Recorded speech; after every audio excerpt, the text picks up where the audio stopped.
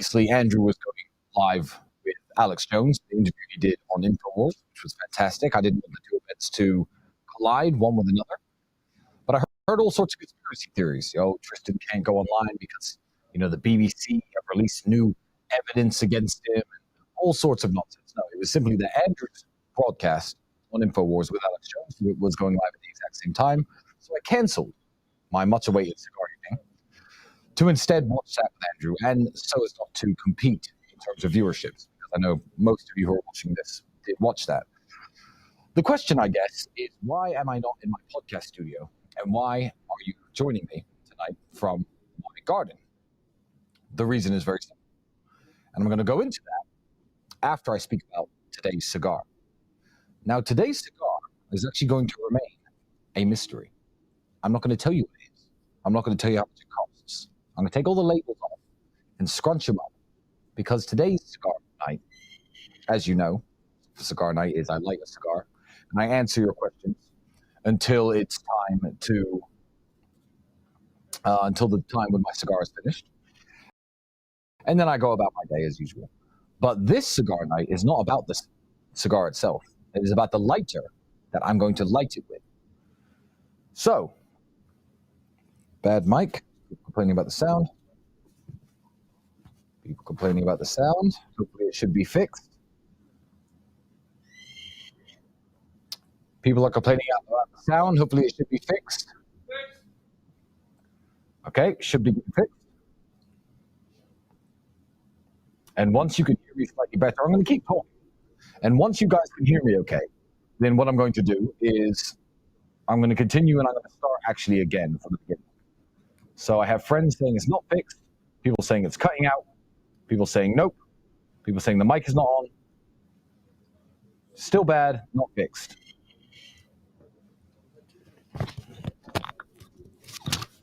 Technical issues.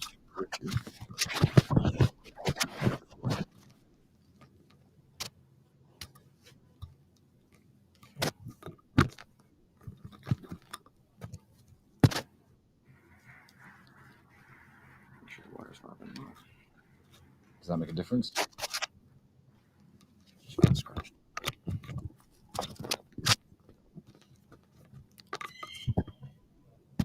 People are saying sounds fine now. Did you do something in there? I'm going to keep talking into this while you're messing around with it, and hopefully someone's going to be able to hear it. Mic is good. Mic is good. Buy a 10 grand mic. My guys have unlimited budget. Audio is good. Okay. Audio is good. That's great news. So what I'm going to do then, gentlemen, is I'm going to start again. I'm going to start completely again from the beginning. So first and foremost, I would like to apologize for canceling my cigar night that was due to air 2 days ago. The reason I canceled that, because there were lots of conspiracy theories on Twitter. Why did he cancel his cigar night? Did something go wrong? Is something going wrong in Tristan's life? Has nothing to do with it at all. What happened was I got word from Alex Jones over at InfoWars, who I will be speaking to very soon, that his interview with Andrew was about to go live on Infowars.com, banned.video. So I decided, as not to compete with the debut of the interview with Andrew and Alex Jones, and so I could watch and enjoy the interview myself, I decided to cancel the cigar evening and stay at home and sit in front of the TV and watch Alex Jones, who I absolutely like, absolutely love. Alex Jones is the man. Everyone's spamming broken mic, but people are also replying to things that I had to say. So I'm going to take the mic out of my pocket, because when it was out of my pocket, people didn't complain so much. So maybe there's some magic in that. Okay, so anyway, enough people can hear me, you can hear me okay. And the reason that we have this strange microphone set up is point number 2, why you are joining me tonight from my garden and not from my illustrious, luxurious, perfect sound quality podcast studio. And the reason is very simple. The reason is because I want to be in 2 places at once. I want to be here at the cigar evening, which I promised everybody I was going to reschedule. And I also want to be at this gathering of my friends and brothers from within the War Room. What the War Room is and what the War Room does, I feel today is more important to cover than ever, because Matt Shea, the DNG, who has already been to a War Room event and knows what we're about for real, is planning on releasing a hit piece on the War Room. as he does. It's the nature of snakes. So before Matt, the DNG, talks about the War Room in a negative light, I thought, I'm here with the War Room guys. I have to do a cigar evening. Why not just let them see it for themselves? As you know, with cigar nights, the way they typically work is this. I tell you about a cigar. I tell you about its quality, how it was rolled, where it's from, the flavorings of it. And then I light the cigar with a standard cigar lighter. And by the time the cigar is over, the cigar night's done, I go about my business and I'm finished answering your questions and bringing up the topics that you want to hear me speak about. However, today, this cigar, which is a fantastic cigar, has no wrapper, has no paper on it, so you can't identify exactly what the cigar is because the cigar night isn't about the cigar. You see, the cigar is not the main character of the cigar night. What is, however, is the lighter. I recently purchased a lighter. You can check the price yourself because the price varies from different countries. Made by DuPont. And it is a roulette wheel, complication white gold, ruby encrusted DuPont with a real spinning roulette wheel where every time I press it, you can probably hear it, even though the mic's bad, spins 26 black. It's your lucky number if you're gambling tonight. Again, 22 black. And I know what you're going to ask, and I'm going to get into this in a second. Tristan, why would you spend 55,000 American dollars on a lighter? Why did you buy it for? And the answer is very simple. To light my cigars. Because this, although it's an intricate piece of jewelry with a Swiss watch mechanism and rubies and jewels, etc., it also has this really cool feature where if you flick it, flames come out. And you can use that flame to light your cigarettes and cigars, which is what I'm going to do.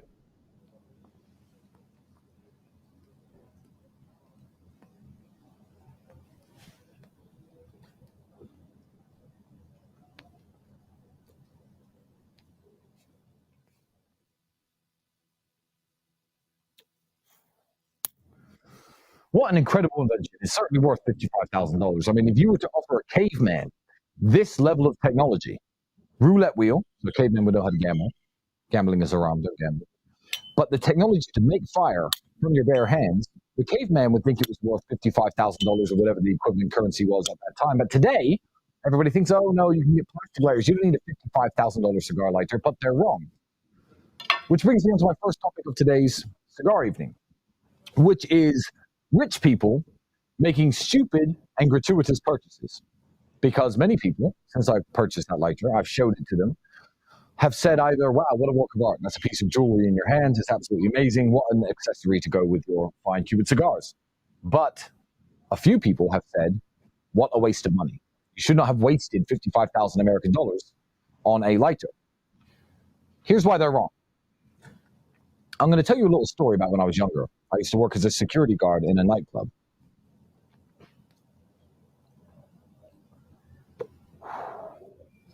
And I used to see rich people, or people with money to waste, go into that nightclub when I was making £100 a day, and they used to spend money on drinks and champagne upwards of 10, 20, 30,000 pounds. You know how people do it in London. I'm still having microphone complaints, Bailey.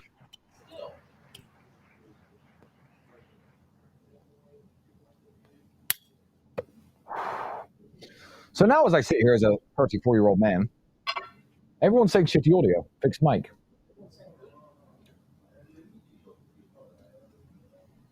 Mic's okay, roll with it. Some people are saying it's okay. Look, guys, the sound isn't as good, but I'm outside for a reason. Sound is muffled, allegedly.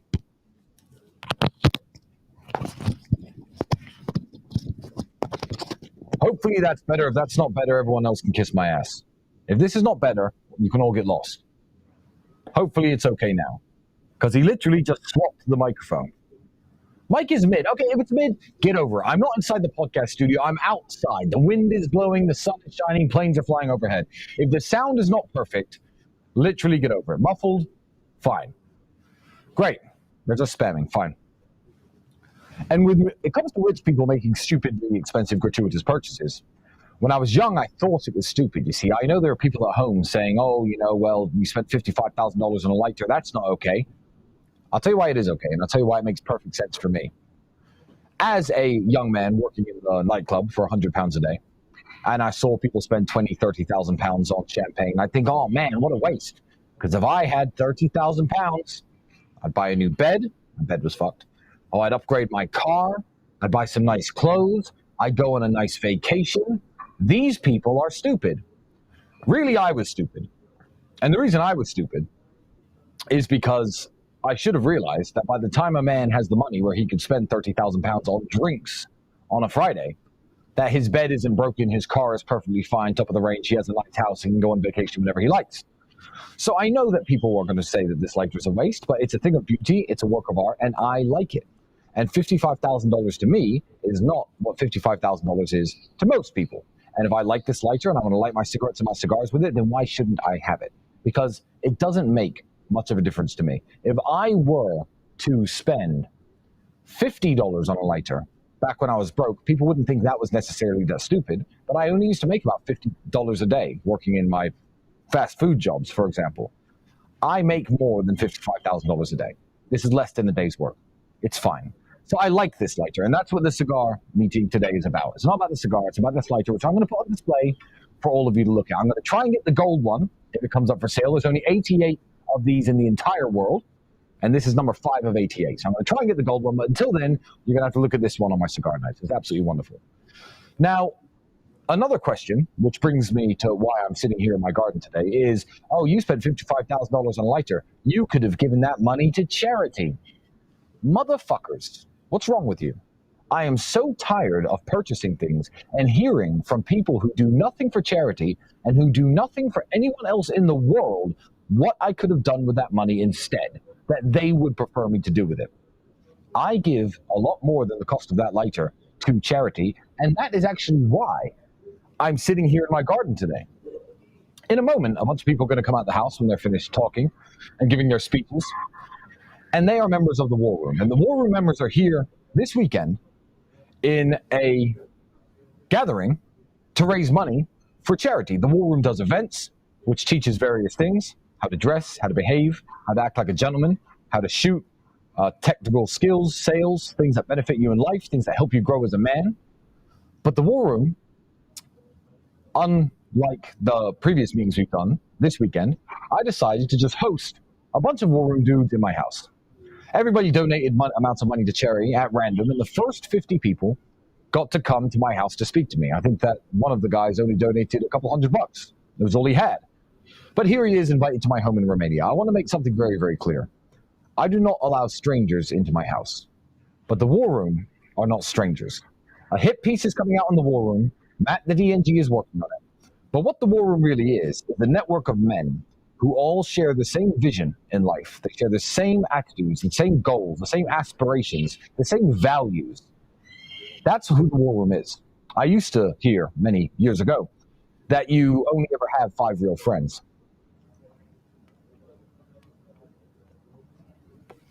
And I believed it. I believed that you were very lucky to find 5 real friends ever in your life. And the reason is because the world is not set up to make friends. If you're a man of value and integrity, you have to walk through the world, and by chance, every once in a while, when you meet a new man and meet a new guy, find that he shares the same values as you, and then take the opportunity to speak to him. You're not going to find people like that. So I had very few friends most of my life, and a lot of you will probably find yourself with fewer than 5 real friends right now where you are.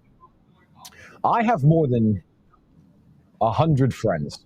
100 men I could trust with my daughter, with my money, with business. I could let them borrow my cars. That's because these men I met from within the War Room. People ask me questions like, how did you and Justin Waller meet? Everyone loves Justin Waller. He's becoming more prominent on the internet. He's a big voice. And everyone's like, oh, you're friends with Justin Waller. Where did you meet him? Justin Waller joined the War Room, and now he is one of my best friends. And I have many friends, some I can name, some I cannot, who I've made friends because they've joined this organization. So the War Room is absolutely wonderful. Male relationships, platonic male friendships, are something that's lacking in this world today. It's something that the Matrix and the mass media try to belittle. They try to say isn't important. They tried to make it gay, but it's not. Male companionship and male friendship is one of the most important things in any man's life. And if you lack it, you're not going to have a very happy and fulfilled life. You can have all the women in the world. If you haven't got a friend or brother who's got your back, When times get hard, you're going to struggle. So that's what the War Room really is and what the War Room is really about. So they're all here because they donated money to Tate Pledge. I would like you all to go to tatepledge.com because I'm not Mr. Producer. I don't have the ability to spam a bunch of videos here, but I'm sure we will in the next emergency meeting. But we've been doing some amazing work in Syria, some amazing work in Palestine. And the way that Tate Pledge works is very simple. It's not a charity that tries to make money because we have no CEO, we have no HR, we don't film TV commercials. Everything that we do, the goal is towards providing children, primarily in war-torn countries, with food and water. So we build pipes, sewage systems, water pumps, and of course we provide thousands and thousands of meals daily to parts of the world that are struggling. We also finance schools in Syria to make sure that young boys and girls in the war-torn country of Syria can get a good education. And the good thing about Tate Pledge is, because I'm so fucking rich, when these gentlemen who are here at my house donate money to Tate Pledge, all of the money, all of it, goes to the people on the ground. Obviously, the people take, there's a very small salary paid for the workers who actually go into sourcing the food, the teachers who go into, running the school, and everything else goes straight to the people who need it the most. So it's probably the most efficient charity in the world because I'm just a rich man trying to give back, trying to help people. When you donate money to Oxfam with their expensive TV commercials and their CEO who makes $6 million a year or something crazy, how much of that money do you actually think goes to the people who are hungry, the people who are starving? Let me tell you something. What shocked me when I started this charity project 2 years ago was this.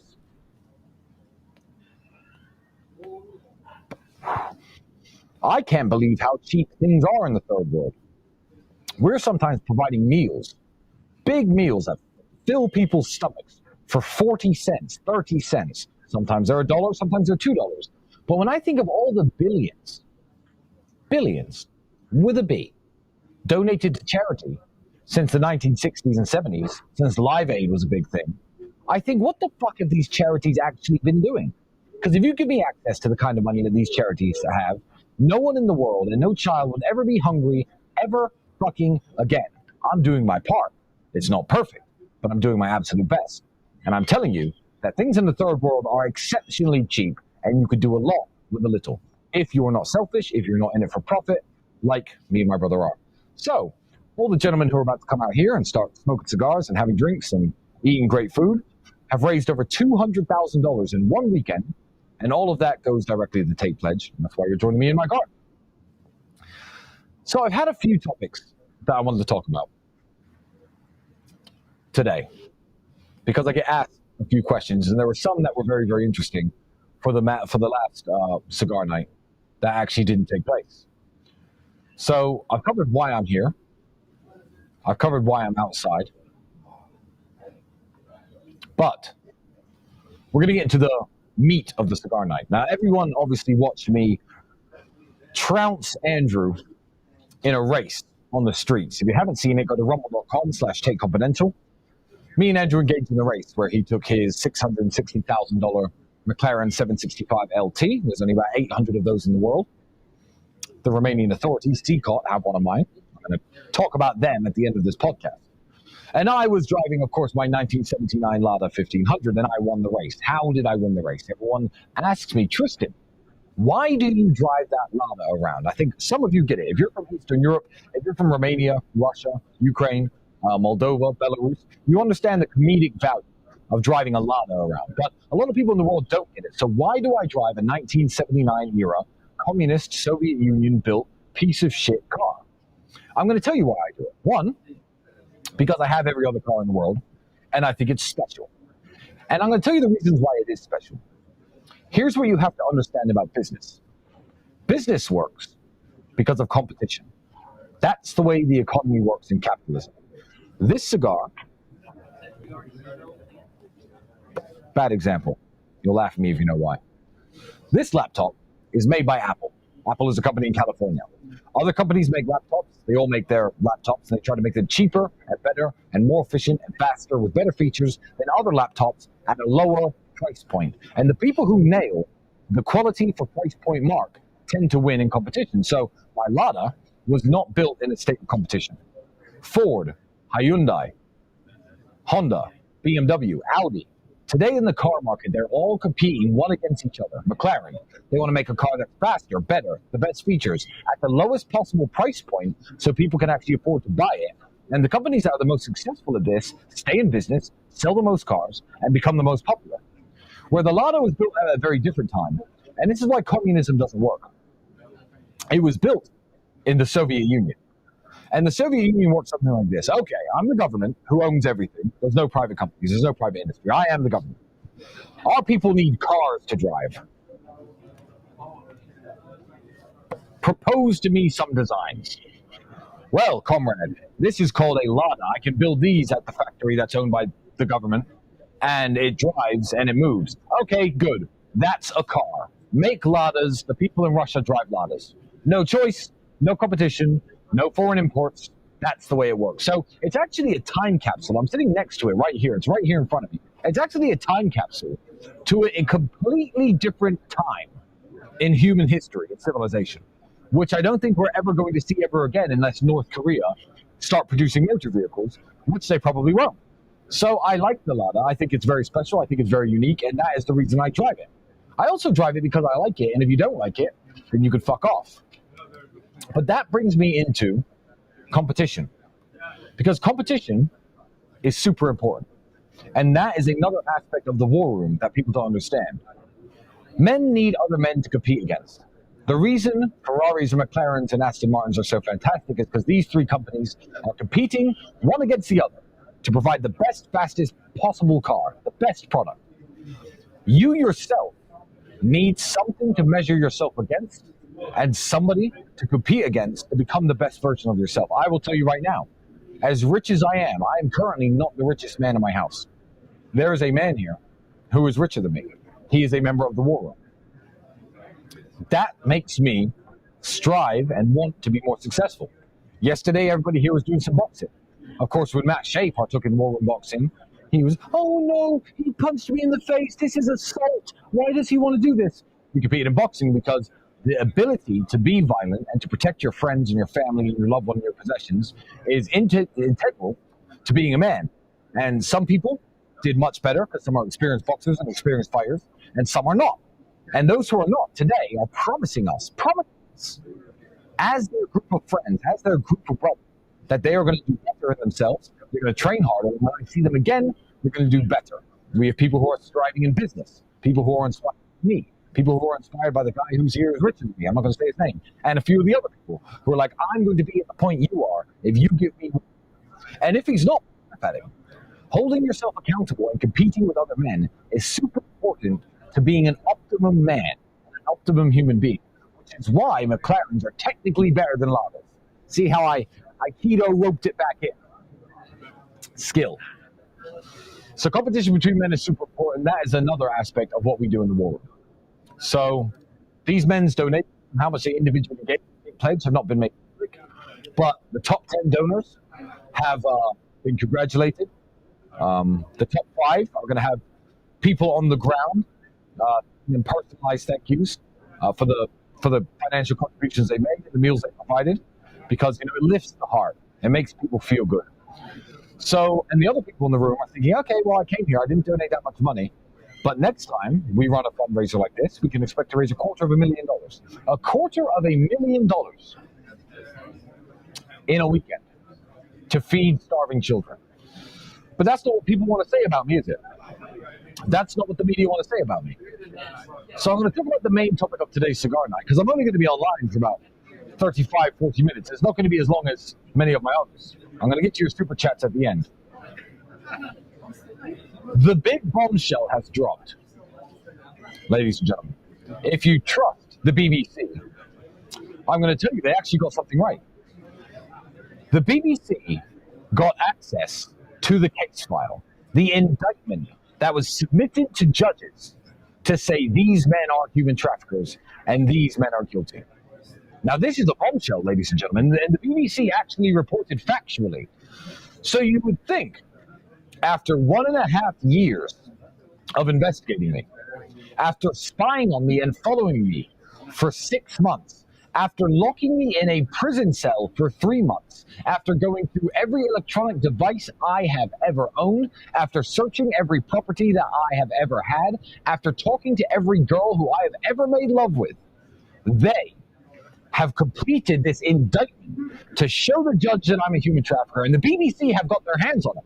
And the BBC are leaking information from the file. So given the millions of dollars spent, millions spent trying to prove I am something I'm not, given the massive amounts of human resources used to try to prove that I'm a human trafficker, the indictment says, the bombshell, the worst thing the BBC could possibly find, because believe me, they want to find the worst thing, is that I once referred to my girlfriend as a slave.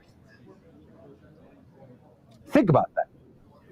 BBC, if you're listening, that isn't the bombshell that you think it is. If I were a left-wing political pundit and a social justice warrior and somebody who used virtue signaling like you all do when you cover up pedophiles and sex offenders like Hugh Edwards, if I were like you and you found a message of me saying to my ex-girlfriend, "You're my slave," you could probably leak that and get me fired from a job at the BBC. But let me tell you something. I did write that. All of my WhatsApp conversations for my last 4 years were read in fine detail by the authorities to try to prove that I'm a human trafficker, okay? I did in fact write that my ex-girlfriend was my slave. Now, here's the important takeaways from that. Can you imagine what should be in this case file? If I am the man they say I am, there should be chains, dungeons, handcuffs, urine-stained mattresses, messages saying, "Bitch, get back out on the street," me selling people, transactions, "I'll meet you here, I have 3 girls for sale," proof I've anyone traveled anywhere, me physically moving people from one place to another. That's what human trafficking is. Why, if the BBC got their hands on the indictment, do they print a story that says I called my ex-girlfriend a slave? Because, ladies and gentlemen, this is the great bombshell. The BBC lined this up for me. That is as bad as the evidence against me gets, which is insane. Because the girl who I called a slave, obviously as a joke, 1, did not make a complaint about me, 2, is protesting that I'm innocent, 3, has told everybody I'm a lovely person, and 4, it's not even about the girls who lied and came here. I wasn't even talking about them when I said someone's my slave. So you have to ask yourself a question. Does me once saying on WhatsApp, "Oh, don't worry, she'll clean the house, she's my slave," does that merit locking me, my brother, and my friends up in a fucking prison for 3 months, subjecting us and our families to the worst forms of physical and psychological torture, locking us in our houses? I haven't been free since December 2022. I'm still not free now. If I leave the city limits of Bucharest, I will be arrested and thrown back in jail because I once said a girl is my slave. I did say that, BBC. You got that right. But you have miscalculated how underwhelming that is as a bombshell after this level of media storm and investigation. Yeah. Let me give you another example while I light my cigar with my $55,000 lighter. If you're one of the investigators, obviously trying to put me in jail, if you're an immoral person, you'll never own one of these. Gotta put God first. Start doing the right thing.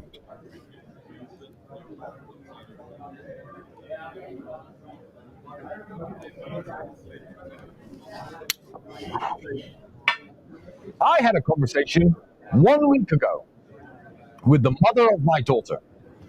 She sent me an image of my daughter drawing with crayons on the walls of the house. And I said, "Ha, I'll kill her when I get home."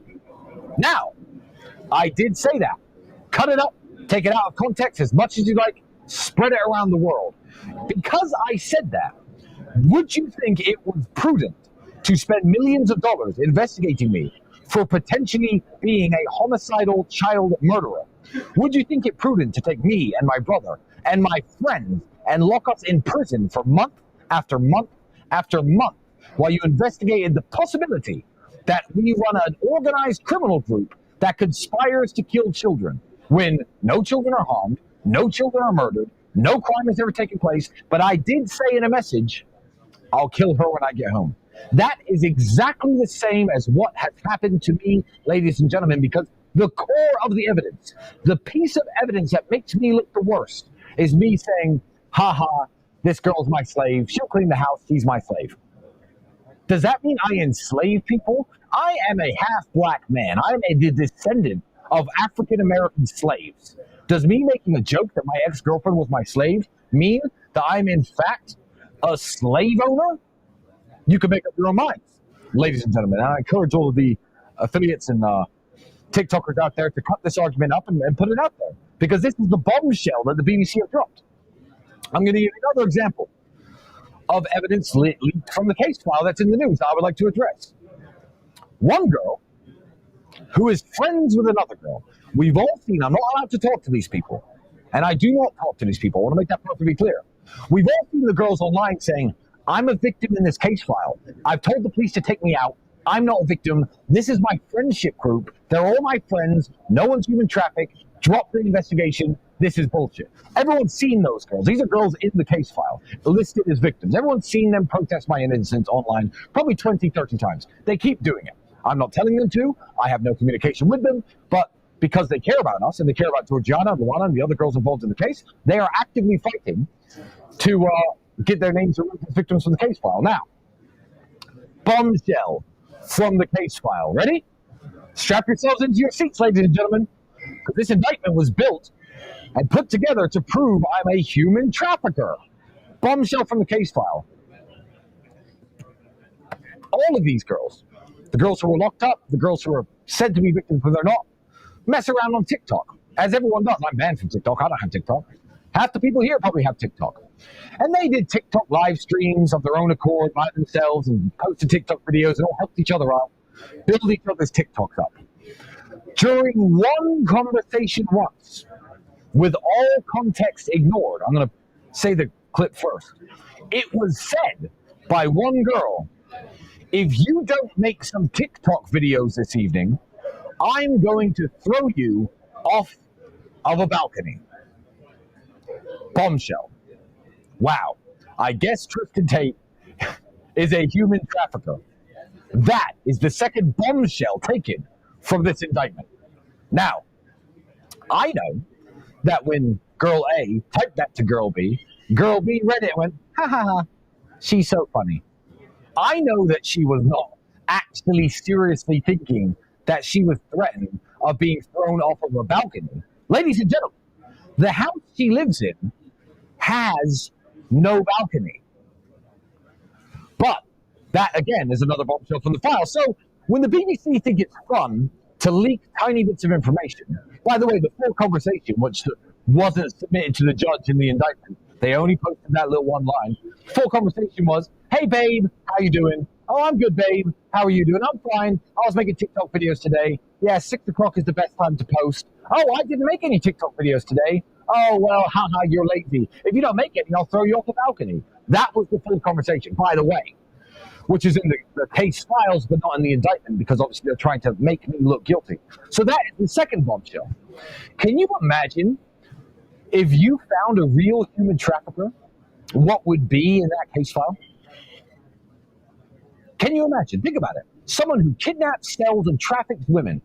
What would be in the indictment for the judge to look at? So although the BBC and a bunch of these stupid news organizations, the MSN, the fake news, think they're very clever by leaking these tiny bits of the case to try to make me look guilty, let me explain something to them. You know who else looked at my indictment? Judges. Honorable, stand-up judges. Educated judges who understand law, who understand what a crime is, who definitely understand what a joke is. And every time a prominent Romanian judge has looked at the indictment, at least one of them, if not both of them, have voted to release me and loosen my restrictions. If there was evidence in that indictment that I was actually, in fact, a human trafficker, that would not be the case, and it shouldn't be the case, because human traffickers belong in jail. So, Matt Shea, the DNG, is working on a new hit piece about me. Bombshell from the case file. I called my ex-girlfriend a slave once. Oh my God, lock me up. We'll be there. Amongst the usual, probably fake witnesses, faces blacked out. I'm going to guess there's going to be a bunch of fake screenshots in there. And yeah, good luck, Matt. But you're a loser. No one cares what you think. Now, I've got one question that I actually want to answer before I go back to talking about what's going on here in my house tonight. Because this I thought was a very interesting one. I have a social media platform. I'm not banned everywhere. I am allowed on X, formerly Twitter. And I was having a very interesting conversation with somebody, and people keep asking me about what I think about X and the future of X and how I think the free speech movement is going and how Elon is spearheading it by taking over this company. And I also get asked, hey, Talisman, do you want Instagram back? What would you do if you got Instagram back? I'm going to explain to you why I do not want Instagram back. The best thing Instagram could do for themselves as a company is to let me back immediately, today, tomorrow, reinstate my account. And I'm going to tell you why. Because if I was given my Instagram back now, I would use my Instagram. And me and my brother would have two of the biggest, most active accounts in the world, and a lot more hours be spent on Instagram, because Instagram are losing the social media war.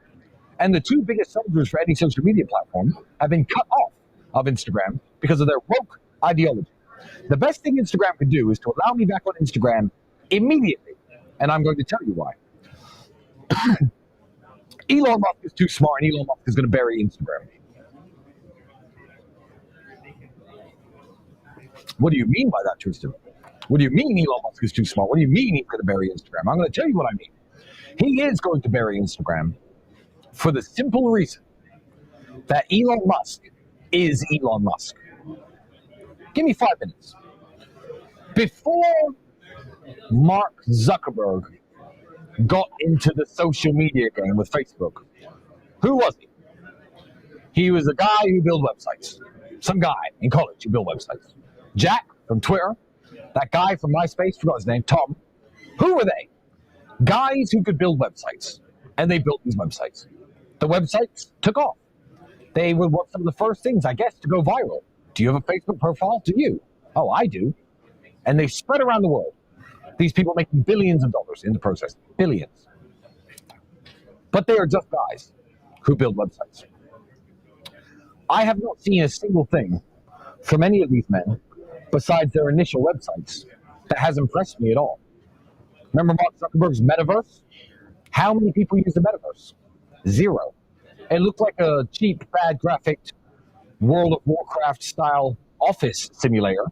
And surprise, surprise, with billions invested in that, it didn't take off. Poor Mark Zuckerberg.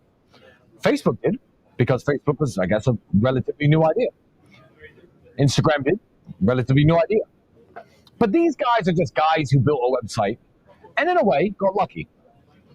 That's why they will never ever be able to compete with top E, space master, king of the low Earth orbit, Elon Musk. And I'm going to explain to you why. Elon Musk isn't just some dork who built a website. Elon Musk is a killer. Elon Musk took over businesses like Tesla, an electric car company, and everyone laughed at him and laughed at the concept and turned it into one of the most successful car companies on planet Earth. But planet Earth wasn't enough for Elon Musk. No. Elon Musk took to the stars. He looked at rockets built by NASA and the Soviet Union during the space race by pioneers like Werner von Braun, who were geniuses, former Nazi, genius nonetheless, and said, this isn't good enough. After the rocket shoots in space, we should be able to land them afterwards. Everyone laughed at him.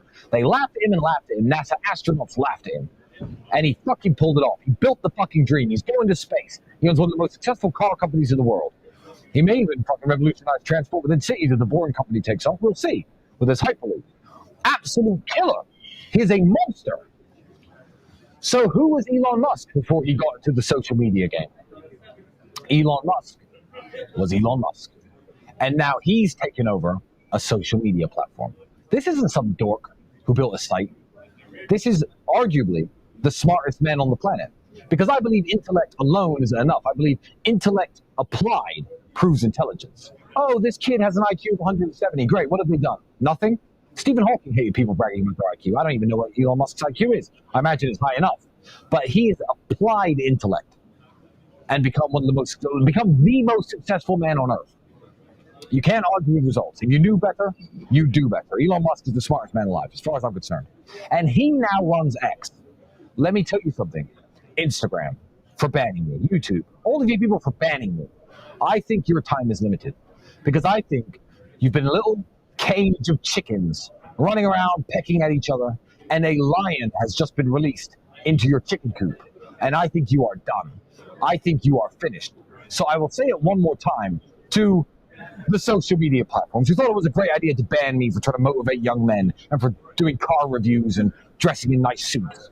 I'm going to tell you right now, the best thing you could do is to unban me now and make hay while the sun shines. Because when Elon Musk and X kills Instagram, when engagement on all these platforms drops to near zero, when X is a payment processor and a way you can send money to each other and to store your photos, and when these people on Instagram with millions of followers who get nothing in return are doing the same thing on X and getting big checks every month for the interaction that they cause on the website because Elon is a man who is honorable and your platforms are dying, then, and only then, I believe you may make the decision to bring back Tristan Tate, to bring back Andrew Tate. What a revolutionary headline.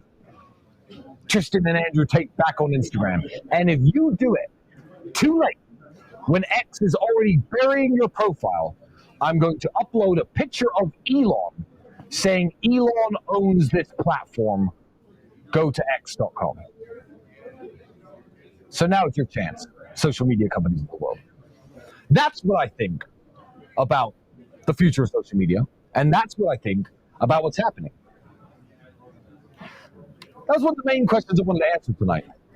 This broadcast is going to be a lot shorter than a lot of them, because of course, all of my esteemed guests and colleagues are over here, waiting for me to join them for drinks and conversation, to celebrate how much money we've given to charity and the great things we've done, and hopefully, so we can network and make a few new business partners, maybe even some new friends. Crystal clear to all of you out there, I only make my friends from within the war room. I only make my friends from within the war room. Because I know before I speak to you, before I invest the 2 hours it takes to get to know you, that you are at least aligned with my values. And the war room's values are simple. Strength, honor, physicality, intellect, bettering yourself, becoming the best version of a man that you could possibly become. I await the hit piece from Matt Shea, the D&G. All of the men in the war room were making a promise to each other. A promise to themselves and a promise to each other about the next time we meet up. Because men need to hold each other accountable. I'm going to be stronger. I'm going to lose this much body fat. I'm going to make this much more money. I'm going to have read 40 books. I'm going to have done this. I'm going to have done that. And they repeated their promise in front of 30 or 40 different men here in my house. Because he knows by saying it in front of us that we're going to hold him accountable for it. So I think I'm going to end this broadcast after just 45 short minutes with the promise that I made to the men of the war room. You see, I make lots of promises to myself every day, and I make lots of promises to my brother. And I never, ever disappoint myself. But if you repeat a promise in public, it becomes more real. If I give my word to the 400,000 people who will eventually watch this podcast, it means something. And what I promised to the men in my house was very simple. Everybody in life has these goals and these aspirations, and they're giving examples about wanting to have more children, wanting to improve their relationship with their kids. I right now couldn't give an example because I don't know what my future has in store for me. For one of the first times in my life, my destiny is no longer in my own hands. I am not the sculptor molding the clay. Ideally, and going by what's happening right now, the judges, who are clearly talented, wonderful people, are making the correct decisions every time. So hopefully it's only a matter of time before a series of correct decisions sees me liberated and sees this ugly chapter of my life behind me. But there is also a possibility I guess because I am wrapped up in the legal system. Not that I'm guilty of any crime, but that for some reason I will see myself in prison for 5 years, 10 years. God knows, the people who are trying to do this to me are powerful and they are determined. The judges are what are standing in their way. God bless them. Here's my promise that I made to the War Room, and I'm going to make the same promise to all of you, my friends and fans who join me on these wonderful cigar evenings. My promise is this: no matter what they do to me, I will never, ever, ever break down crying like some other prominent masculinity coaches and male mentors out there in the world who cry like babies all the time when they're asked hard questions or when they go through hard times. I will never mentally break. I will never become an alcohol or a drug addict. I will never go to a therapist. I will never say I have depression. I will never apologize for anything I've ever said, and I will never apologize for anything I've ever done, because the Lord knows I've broken no laws and committed no crimes. I will never apologize for being who I am. I find it very strange that when somebody has a sexual deviation, or they say that they're transgender, they can say, I was born this way, and they instantly get let off the hook for anything wrong they do. I have done nothing wrong. But this is a quote from Ice Cube, actually, in his interview with Tucker Carlson. He said, you know what, I was born this way too. And I feel that. That's who I am. I am Tristan Tate. I will never break down. I will never falter. I will never apologize. I will never stop talking to you. I will never go offline. I will never stop streaming on Rumble. I will never stop posting my opinions on X. I'm going to continue to talk and continue to be me, and I will never, ever, ever let them mentally break me or let them mentally upset me. To the people who are trying to do this to me, you will never, ever, ever get to me. I will go to jail for the rest of my life with my chin held high and a smile on my face, because I know I'm innocent. Most of the world knows I'm innocent, and I know who I am. So that's my promise to the world. You can always count on me. And for all of you out there who send me nice messages all the time saying, I look up to you like a bigger brother, I look up to you like a father, for some of the younger guys, I'm always going to be here for you. They're going to have to kill me to stop.